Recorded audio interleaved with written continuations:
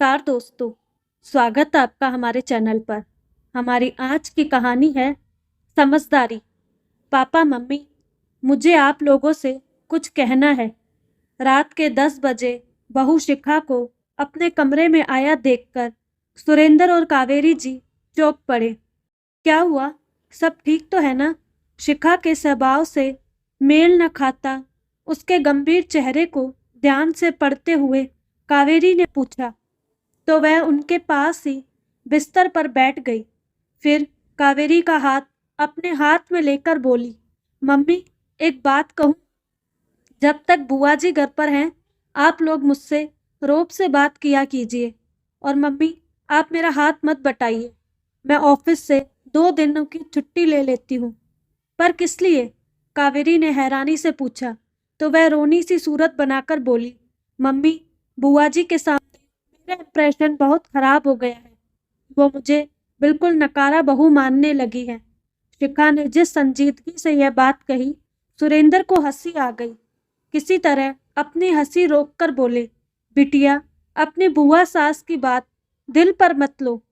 और वैसे भी तुम्हारा इंप्रेशन खराब नहीं हुआ, उल्टा मेरी बड़ी बहन का इंप्रेशन तुम्हारे सामने खराब हुआ है। नहीं पापा, आज जो कुछ भी हुआ वो मुझे ठीक नहीं लगा। हमारे तौर तरीके बुआ जी को नापसंद है। और रही बात मेरी, तो बुआ जी मुझे नकारा और फूहड़ समझती है। मम्मी, क्या ऐसा नहीं हो सकता कि जब तक बुआ जी है तब तक पूरे घर का काम मैं करूं? आप लोग मुझे आदेश दें और मैं उसका तुरंत पालन करूं। शिखा की इस अजीबोगरीब मांग के पीछे उसकी मनोदशा कावेरी समझ रही थी। जब से उसकी बड़ी ननद सावित्री जीजी घर आई है, तब से घर में सब कुछ तनाव का माहौल हो गया है। बात बात पर उसकी तुलना जीजी अपनी बहू चंदा से करती। उनकी टोका टाकी, टीका टिप्पणी से सुरेंद्र और कावेरी दोनों परेशान हो गए थे। सावित्री जीजी के अनुसार सुरेंद्र और कावेरी ने घर की बहू के सामने अपने पद की गरिमा नहीं रखी। बहू के सामने भी वो अपने छोटे छोटे काम खुद करते हैं, जो उनको शोभा नहीं देता। यहाँ तक कि उनको सुरेंद्र द्वारा शिखा को शिखा बिटिया संबोधन भी नहीं सुहाता। आज की घटना के बाद से तो उनका मूड बहुत ही खराब है। घर के सदस्य भी असहज महसूस कर रहे हैं। कावेरी की आंखों के सामने कुछ देर पहले घटी घटना घूम गई। सब रात को डाइनिंग टेबल पर बैठे हंसी खुशी डिनर कर रहे थे। गपशप के बीच हंसी मजाक भी साथ साथ चल रहा था। खाना खाने के बाद कावेरी, गगन और सुरेंद्र अपनी अपनी जूठी थाली उठाकर खड़े हुए ही थे कि सावित्री जीजी हैरानी से उनको देखते हुए शिखा पर चिल्लाई, बहू, ये सब क्या है? सास ससुर अपनी जूठी थाली लिए जा रहे हैं और तुम देख रही हो। उनकी आवाज पर शिखा सहम कर अपनी थाली वहीं छोड़ सुरेंद्र और कावेरी की ओर बढ़ी, तो सुरेंद्र ने इशारे से उसे रोक दिया और चुपचाप रसोई की ओर चले गए। थाली रख कर आए तो देखा शिखा शर्मिंदा सी सावित्री जीजी की जूठी थाली उठा रही थी। सुरेंद्र बड़ी शांति से जीजी से बोले, जीजी, हमारे घर के अपने असूल हैं। हम सब अपनी अपनी जूठी थाली स्वयं उठाते हैं। क्यों गगन? जी पापा। जानती हैं बुआ, अपनी जूठी थाली टेबल से उठाने की ट्रेनिंग पापा की दी हुई है।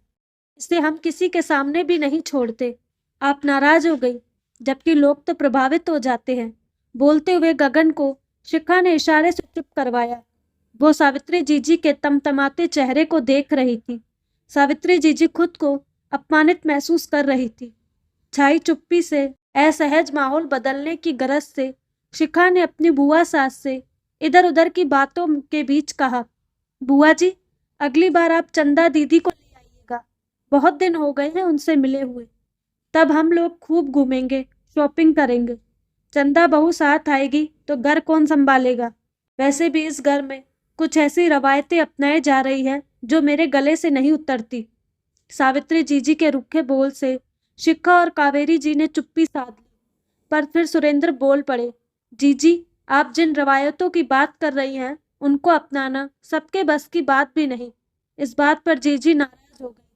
हालांकि शिखा ने अपनी सरलता से उनको मना लिया, तो जीजी शिखा को समझाती नजर आई, देख बहू, तेरे सास ससुर चाहे जो कहे, पर उनको मेज से जूठे बर्तन उठाते देखकर सब तुम्हारी सास के दिए संस्कारों को दोष देंगे।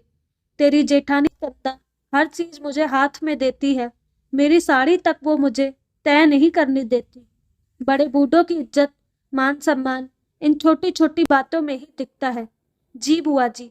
शिखा हथियार डालने जैसी मुद्रा में उनकी हाँ में हाँ मिलाती रही। सावित्री जीजी का व्यवहार स्वीकृति न होते हुए भी कावेरी शांत थी, क्योंकि वह जानती थी कि सावित्री जीजी स्वयं के बनाए जिस किले के भीतर रहती हैं उसे कोई नहीं बेच सकता। कावेरी ने आज अपनी बहू का एक नया रूप देखा। उसे अपने व्यवहार से जिस सुंदर मन का परिचय दिया था, उसे जीजी समझने को तैयार नहीं थी।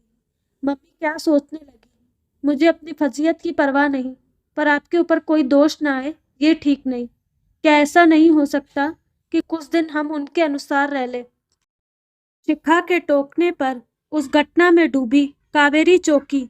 वो कुछ कहती उससे पहले ही सुरेंद्र रहस्यमयी अंदाज में बोले, बिटिया ये बड़ा खतरनाक प्रयोग है।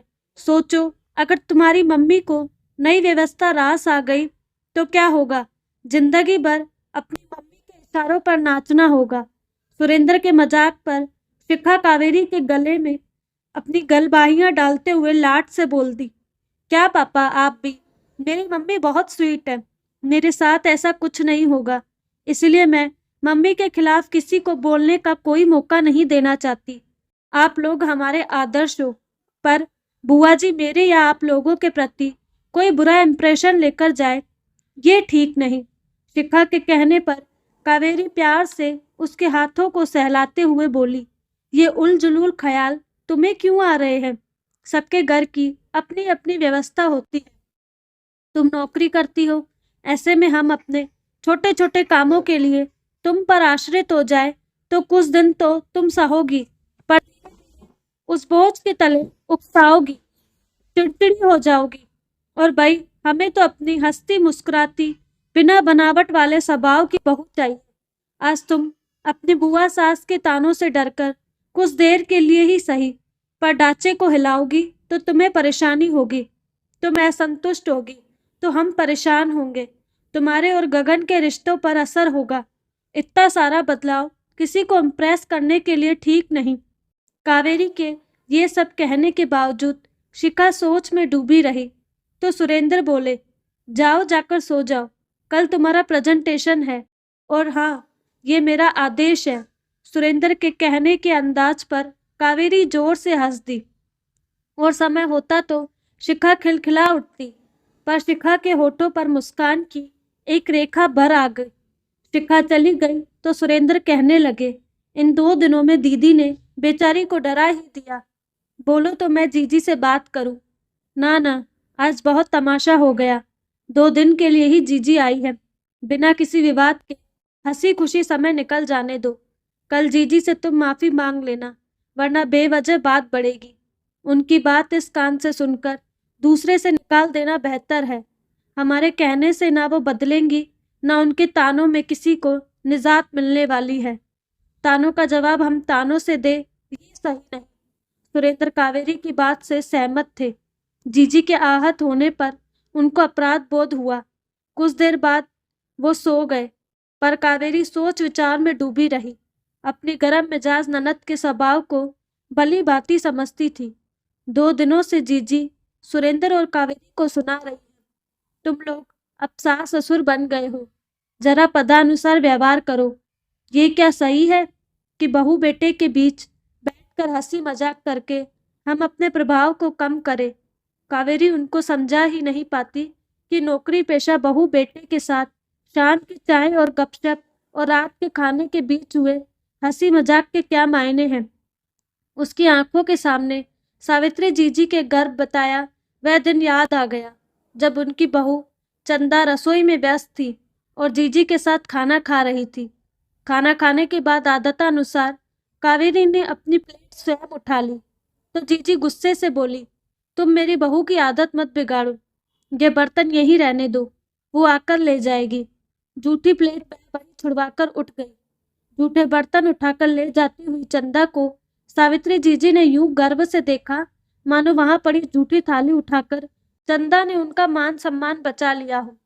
पूरा दिन रुककर कावेरी ने देखा किस तरह चंदा उनके इर्द गिर्द घूमती रहती है। चंदा पर निर्भर होती जा रही जीजी इन दिनों गांठिया, डायबिटीज, अस्थमा, स्पॉन्डिलाइटिस इन सब की मरीज होती जा रही थी। जीजी के बारे में सोचते सोचते कावेरी की आंख लग गई। दूसरे दिन सुबह अपनी दिनचर्या में लगे थे।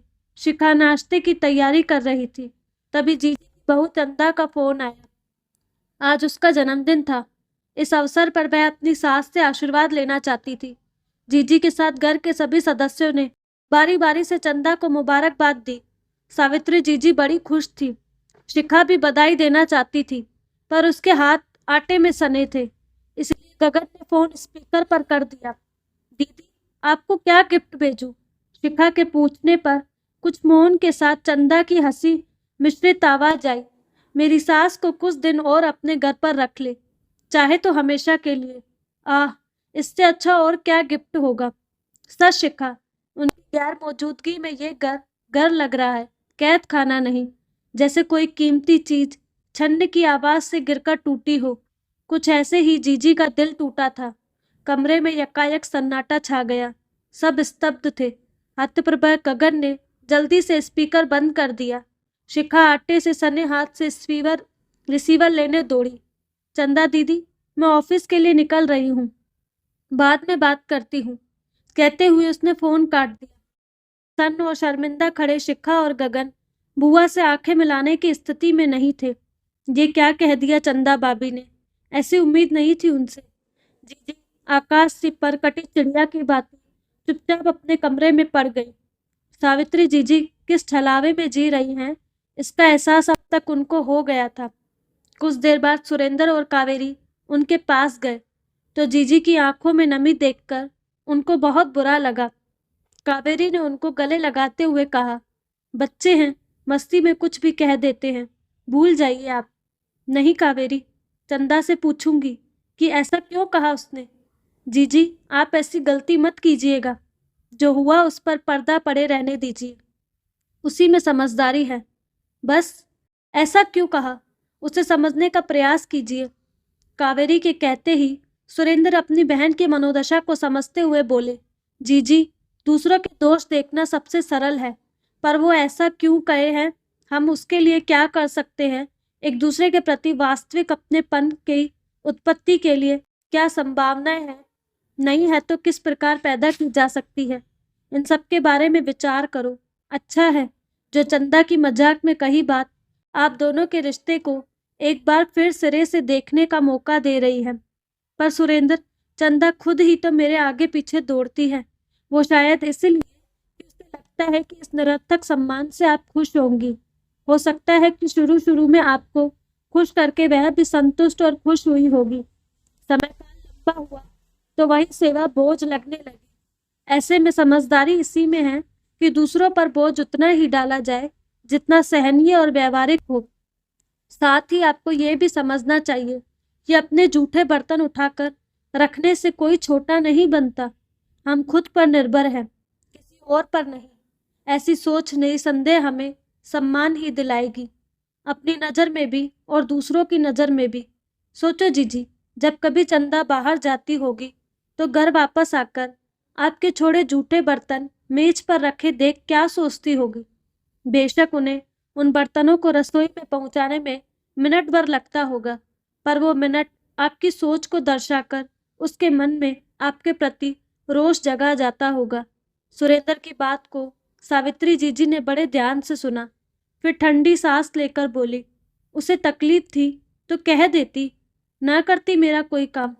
कहना आसान है, जो हुआ भूल जाओ, पर जब जब उसे देखूंगी तब तब क्या उसके फोन पर कहे शब्द और वो हंसी, उसकी मेरे प्रति सोच मुझे दुख नहीं पहुंचाएगी। तेरी बहू शिखा को देख, कल मुझे नाराज देखकर कैसे मुझे बहलाने मेरे पास आ गई। क्या क्या नहीं कहा मैंने उसको, ये सोचकर मुझे दुख नहीं होगा। जीजी पछतावे से बोली तो शिखा की आवाज आई, आप दुखी होंगी तो हमें बुरा लगेगा। तो क्या हुआ, अगर आपने हमें कुछ कह दिया तो क्या मैं आपकी बेटी नहीं? आपने जो ठीक समझा मुझे भी सिखाने की कोशिश की। विश्वास कीजिए, चंदा भाभी ने मस्ती में वो बात कही। अब भूल भी जाइए ना, आज मैं आपको शॉपिंग पर ले चलूंगी। आप भाभी के लिए प्यारी सी साड़ी ले लीजिएगा। सावित्री जी उन्हें स्नेह से देखते आगे बोली, उस दिन तूने नीले रंग का एक सूट पहना था ना, वैसा ही चंदा के लिए भी खरीद लाना मेरी तरफ से। सावित्री जीजी के कहते ही सुरेंद्र ने कहा, वाह जीजी, ये हुई ना बात। कावेरी और शिखा मुस्कुरा पड़े। शिखा मुस्कुराती हुई धीमे से बोली, वाह चंदा भाभी, इस बार आपके जन्मदिन पर ऐसा उपहार मिलेगा जिसे आप हमेशा के लिए सहज कर रखना चाहोगी। तो दोस्तों, कैसी लगी आपको कहानी? अपनी राय कमेंट बॉक्स में ज़रूर दीजिएगा। साथ ही हमारे चैनल को लाइक, शेयर एंड सब्सक्राइब करना ना भूलें। धन्यवाद।